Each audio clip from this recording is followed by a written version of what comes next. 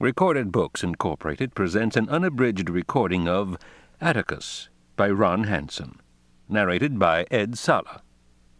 This work, copyrighted 1996 by Ron Hansen, is recorded by arrangement with Sterling Lord Literaristic, Incorporated.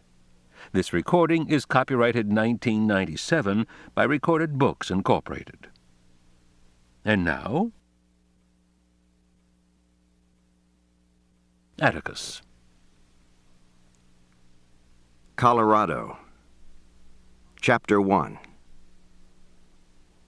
His name was Atticus Cody.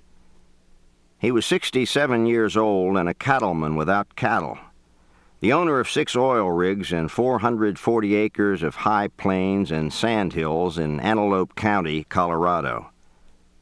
And Atticus was on Woonsock in December weather that was just above zero, when he looked up at a coupling on his Lufkin oil jack and caught sight of 2 white suns in the gray winter sky. Weeds and sage were yellow against the snow, and the snow strayed over the geography as though recalling how it was to be water. And just above the nodding Horsehead Pump were the sun and its exact copy, like the moons of another planet. Woonsock champed on his wide spade bit and high-stepped up from a deep patch of snow, but otherwise seemed unperplexed. Atticus squinted up at the suns and thought to himself, "You have lived 67 years, and now you have seen a sundog." At 5, he did what he always did at 5. Atticus cracked the frail pane of ice on the horse-water tank and forked horse silage onto the fresh snow for Pepper and Woonsock. He took off his yellow gloves in the tack room and shook chicken-flavored cornmeal into the house cat's tin bowl and watched as Skeezick softly crouched on the floor and crunched hard pellets of food.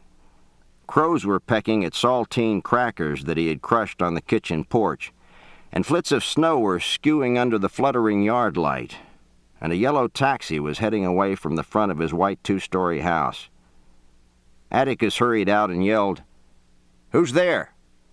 but heard no reply. And by the time he got to the house porch, whoever it was had disappeared. Even his shoe prints were being winnowed away.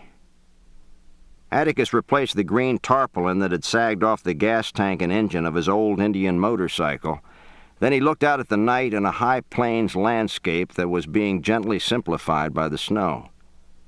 His wind-burnt face was a cinnamon red. Ice was on his gray mustache like candle wax. His fair blue eyes watered with cold. Atticus picked up the frozen Denver newspaper and opened the porch door without a key.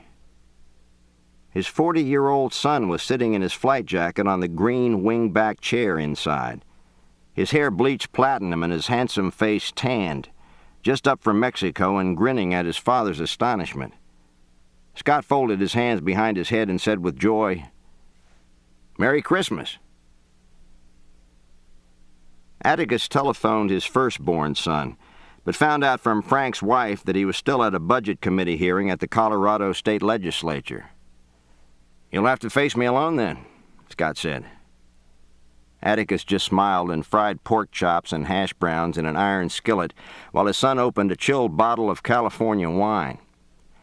Atticus tore up some red lettuce for a salad, and when he saw his son holding the fancy electric carving knife, heard himself say, "Don't play with that," like he was 14. At supper, Atticus talked pleasantly about family and farming and old friends who had died, the funny things that Frank's little Jennifer was saying these days, Frank's fine speech about responsibility and self-discipline to the Antelope Boys Club, Frank's informed letter to the editor in Oil and Gas Journal, the new 60-horse Ajax engine that Atticus and his older son had hauled onto one rig. Eating in silence, Scott took it all in like a hired hand, like he used to in high school when he treated their family suppers as his penance.